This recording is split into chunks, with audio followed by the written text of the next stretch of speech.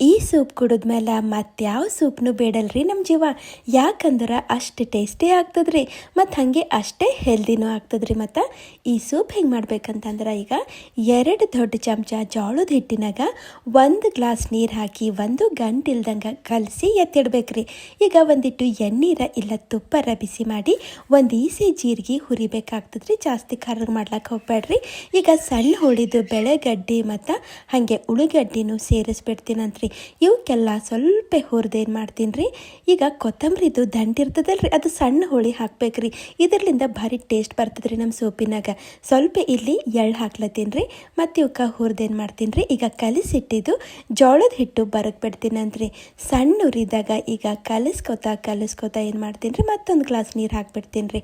ಹಾಗೆ ರುಚಿಗೆ ಬೇಕಾದಷ್ಟು ಉಪ್ಪು, ಕರಿಮೆಣಸಿನ ಪುಡಿ ಈಗ ಹಾಕಿ ಕಲಿಸಿ 3-4 ನಿಮಿಷ ಕುದಿಸ್ಬೇಕ್ರಿ. ಜೋಳದ ಹಿಟ್ಟಿಂದು ಹಸಿ ಅಂಶ ಎಲ್ಲ ಹೋಗ್ಬೇಕ್ರಿ. ನಂಗೆ ಇನ್ನು ಗಟ್ಟಿ ಅನಿಸ್ಲತ್ತದ್ರಿ, ಅದಕ್ಕೆ ಒಂದು ಅರ್ಧ ಗ್ಲಾಸು ಬಿಸಿನೀರು ಹಾಕ್ಬಿಡ್ತೀನಂತ್ರಿ. ಮತ್ತು ಕಲಸಿ ಕೊನೆಗೆ ನಿಮಗೆ ಇಷ್ಟ ಇದ್ರೆ ಒಂದಿವ್ಸ ಚಿಲ್ಲಿ ಫ್ಲೇಕ್ಸ್ ಹಾಕ್ರಿ, ಇಲ್ಲಾಂದ್ರೆ ಬಿಡ್ರಿ ನಡೀತದ. ಹಾಗೆ ಕೊತ್ತಂಬರಿನೂ ಹಾಕಿ ಕಲಿಸ್ತಾರೆ ಆಯ್ತು ರೀ. ನಮ್ಮದು ಬಿಸಿದು ಹೆಲ್ದಿ ಜೋಳದ ಹಿಟ್ಟಿಂದು ಸೂಪ್ ಇಲ್ಲಿ ರೆಡಿಯಾಗಿಬಿಡ್ತದ್ರಿ. ಬಿಸಿ ಇದ್ದಾಗೆ ಕುಡಿದ್ರೆ ಟೇಸ್ಟ್ ಬರ್ತದ್ರಿ. ಹಂಗಾದ್ರೆ ನೋಡಿರಲ್ರಿ, ಮಾಡ್ರಿ, ಕುಡೀರಿ, ಮತ್ತು ಹೆಂಗೆ ಅನ್ನಿಸ್ತಂತ ಕಾಮೆಂಟ್ ಮಾಡಿ ಹೇಳ್ರಿ.